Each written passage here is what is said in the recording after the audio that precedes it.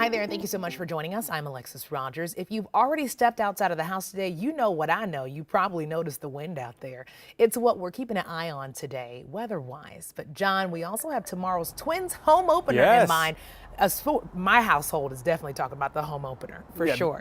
That's great. We got to make sure we don't have a 40-mile-an-hour wind for them to play baseball with, so we got to die off this wind.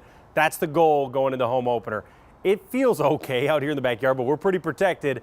Take a look at some of these winds. The winds are strong. We got a wind advisory. So we have winds at 22, but that's the sustained wind. We've popped to 44, so that's decent at least, warmer than yesterday. The wind advisory is gusting up to 45, but we've actually had one area accelerate over 45. Look at Rochester, 55-mile-per-hour wind. To put that into perspective, a 58-mile-an-hour wind is the threshold for severe weather. For a severe wind on an actual severe thunderstorm, that is a severe wind almost down there. So this is about as strong as a wind can get without thunderstorms. You've got snow also to talk about in Eau Claire. The snow showers have actually started to wind down. So if you got to travel through Wisconsin, things are looking a little bit better, but we've got a ways to go here. This low kind of has us in its grasp. We're chilly from this. We're windy from this. We'll talk about calming down in your next forecast. John, thank you. We have new information about a story we first brought to you as breaking news on Sunrise this morning. Police are now investigating a deadly overnight shooting in St. Paul. Officers say they were called to the Frogtown neighborhood early this morning. They say one victim was brought to Regions Hospital in a private vehicle but died from his injuries. Now officers are calling on people to come forward with more information. We know there was a lot of people that witnessed this based on what the 911 callers are saying. Our investigators have spoken to some, but we believe there's other people out there that know what happened. Officials say they will release more information about the man who was killed in the coming days. An 18-year-old is charged with second-degree manslaughter in a separate shooting that happened in St. Paul's Merriam Park neighborhood on Monday. According to a criminal complaint, Adnan Abdullahi Abdi was initially told police his friend shot himself. Documents show Abdi later changed his statement, saying he was trying to scare the victim by pointing a gun at him, but it accidentally went off. A testimony continues today in the trial of Nicolay Mew, the man charged in the deadly Apple River stabbings. We're hearing from another person hurt. I just remember seeing Nick's face very blank and not lunging at me, but just kind of poking me, and I held my side and I was like, ow, like, Janelle, I think he punched me. That really hurt, and I looked down and I was bleeding out. And Riley Madison testified this morning she saw Nicolay Mew hit her friend before he stabbed her. The defense questioned the gaps in her memory. Mew is on trial for several criminal counts, including first-degree intentional homicide for the death of 17-year-old Isaac Schumann. His attorneys argue he was acting in self-defense. Holding your side. We have new information today about this police chase that happened just last week near Chanhassen. The Minnesota BCA is confirming an officer fired multiple shots at a suspect. The agency says after performing a pit maneuver, the suspect, Amanda Nelson, pointed a gun at the officer from inside his squad car. The BCA says the officer then fired his gun at her multiple times. It was later discovered that the gun Nelson was using was a BB gun made to look like a handgun. Nelson was treated for minor injuries and arrested. The officer involved is on standard administrative leave. Well, right now, crews in Taiwan are searching through rubble and toppled buildings for survivors of the area's largest earthquake in almost 25 years. That was the moment the 7.4 magnitude quake hit, caught live on TV. At least 9 people are dead, hundreds are hurt, and dozens are trapped in mines. Some buildings were rocked from their base, now leaning over streets. A tsunami warning was originally triggered, but has now been lifted. Well, today we have a better look at what we might see in November's presidential race as we break down the results in last night's Wisconsin primary. In the battleground state, President Biden is projected to gain 77 delegates. Former President Trump projected to gain 41. 2 statewide referendums were also approved. Question 1, barring the use of private grant money to administer elections. Question 2, adding rules about who can be a poll worker.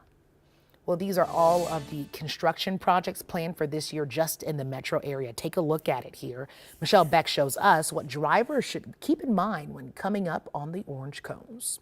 There's going to be a lot of construction workers out there, and so you want to keep their safety in mind. One way officials say you can do that is by practicing zipper merging.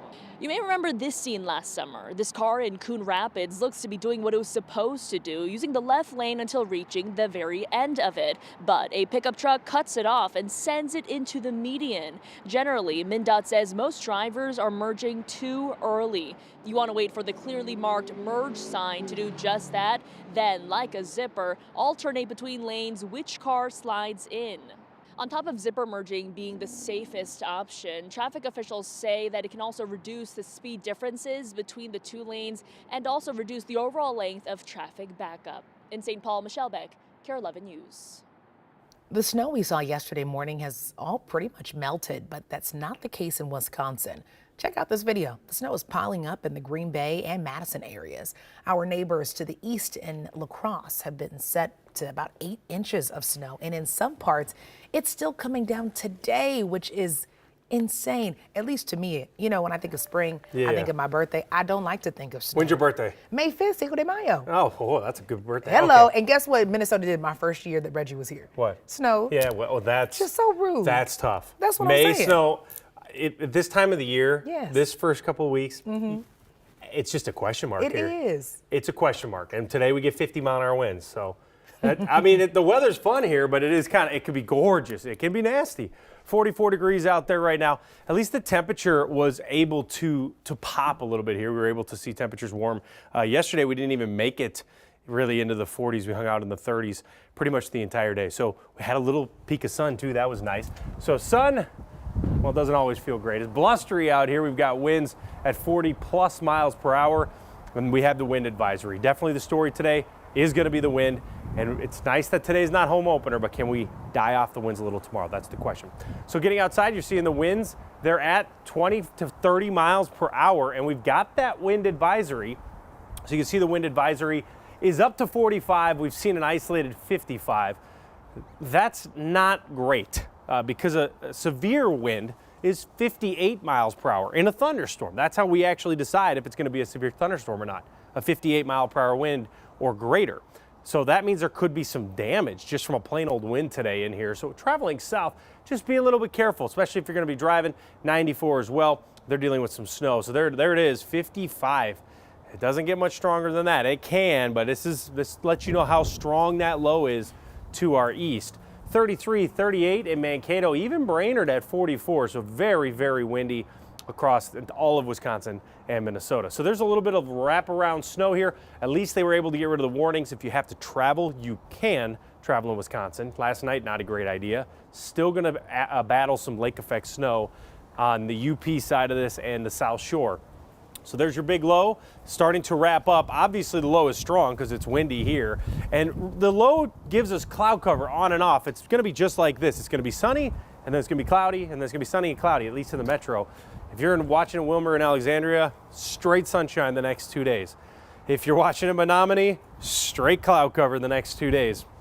We're very divided. You can clearly see it's much more on the cloudy side as you work into Wisconsin here. And this is tonight and then even tomorrow. So this is going to be the Twins game here. You got the clouds, kind of same deal. Cloudy, sunny, but we'll hopefully be able to warm up a little bit more. So temperatures today, able to get into the 40s again. Not going to be necessarily cool, but you still need that light coat if you're going to be outside today. If you're going to be outside tomorrow for the Twins game, we'll be dealing with temperatures tomorrow a little bit better. 45 to 50 degrees, depending where you're at, maybe some low 50s out west. Here's what it looks like for your planner tomorrow.